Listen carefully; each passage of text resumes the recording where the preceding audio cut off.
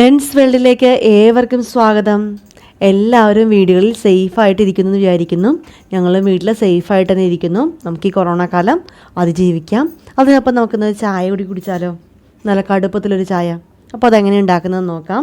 അതിനായി ഒരു പാത്രം എടുത്ത് അളപ്പത്ത് വെച്ചിട്ടുണ്ട്. ഇനി അതിലേക്ക് 1 ലിറ്റർ പാലിന് പൊട്ടിച്ചൊഴിക്കുക. നമുക്ക് വേണമെങ്കിൽ ഈ സമയത്ത് വെള്ളം ചേർക്കണമെങ്കിൽ ചേർക്കാം, അതല്ലെങ്കിൽ ചേർക്കണ്ട. ഇനി സ്റ്റൗ ഓൺ ചെയ്ത് പാൽ നന്നായിട്ട് തിളച്ച് വരണം. പാൽ നന്നായിട്ട് തിളച്ച് വരുമ്പോഴേക്കും തീരൽപ്പം കുറച്ച് വയ്ക്കണം. പാൽ നന്നായിട്ട് തിളച്ച് വരുന്നുണ്ട്. നമുക്ക് ഈ സമയം തീരൽപ്പം കുറച്ച് വയ്ക്കാം.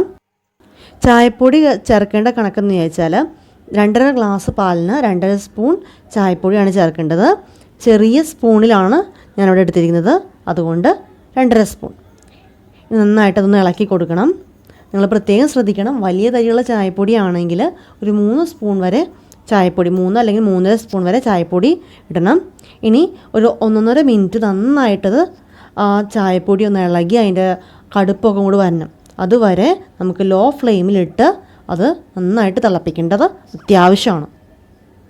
അപ്പോൾ നിങ്ങൾക്ക് ആവശ്യമുള്ള കടുപ്പാകുന്നത് വരെ നന്നായിട്ട് തിളപ്പിച്ചുകൊണ്ടിരിക്കുക. ഒരു 1.5 മിനിറ്റ് മതിയാകും. ഇതാ കണ്ടില്ലേ, ഇതുപോലെ. അപ്പോൾ ചായക്ക് നല്ല ടേസ്റ്റ് കിട്ടാൻ വേണ്ടിയിട്ട് നമുക്കതിലേക്ക് ഏലക്കപ്പൊടി കൂടി വേണമെങ്കിൽ ചേർക്കാം. ഒന്നല്ലെങ്കിൽ ചായപ്പൊടി ടിന്നിൽ ഏലക്കപ്പൊടി ചേർത്ത് വയ്ക്കുക. അതല്ലെങ്കിൽ ചായ ഉണ്ടാക്കുമ്പോഴേക്കും ഫ്രഷായിട്ട് ഏലക്ക അതിലേക്ക് ഇട്ട് കൊടുക്കാനും മതി. ഞാനിവിടെ ഒരു ഏലക്ക എടുത്തിട്ടുണ്ട് അതിലേക്ക് ഇട്ട് കൊടുക്കാനായിട്ട്. ഇനി നന്നായിട്ട് തിളപ്പിക്കുക. തീ ഓഫ് ചെയ്തതിന് ശേഷം ഇതാണ് ഏറ്റവും പ്രത്യേകം ശ്രദ്ധിക്കേണ്ടത്. ഒരു കപ്പിലേക്ക്, ഇത് ഒരു 3 ഗ്ലാസ് കൊള്ളുന്ന ഒരു കപ്പാണ്. അതിലേക്ക് പഞ്ചസാര ഒരു 3 സ്പൂൺ ഒഴിച്ചിട്ടുണ്ട്. അതിനുശേഷം അതിലേക്ക് ചായ അരിച്ചൊഴിക്കുക.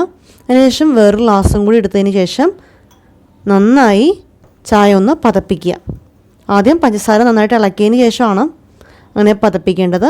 അതല്ലെങ്കിൽ ഇങ്ങനെ ഒഴിക്കുമ്പോൾ തന്നെ നന്നായിട്ട് ചായയിൽ പഞ്ചസാര ചേർന്നോളും. നന്നായിട്ട് പല പ്രാവശ്യം ചായ ഇതേപോലെ ഒഴിച്ച് അങ്ങോട്ടും ഇങ്ങോട്ടും ഒഴിക്കണം. അപ്പോൾ നന്നായിട്ട് പത വന്നോളും. ഇനി നന്നായിട്ട് പത വന്നു കഴിഞ്ഞാൽ അതിൻ്റെ ഗുണം എന്ന് വെച്ചാൽ പെട്ടെന്നൊന്നും പത പോകത്തില്ല. ഇപ്പോൾ ഇത് നന്നായിട്ട് പത വന്നിട്ടുണ്ട്. ഇനി നമുക്ക് നമ്മുടെ സെർവിങ് ഗ്ലാസ്സിലേക്ക് ചായ മാറ്റാം. ഇതാ കണ്ടില്ലേ, അപ്പോൾ ഒരു അടിപൊളി ചായ കിട്ടിയത്. അപ്പോൾ ഇനി ആരും നിങ്ങൾക്കൊരു ചായ ഉണ്ടാക്കാൻ അറിയാൻ പാടില്ലെന്ന് പറയത്തില്ല.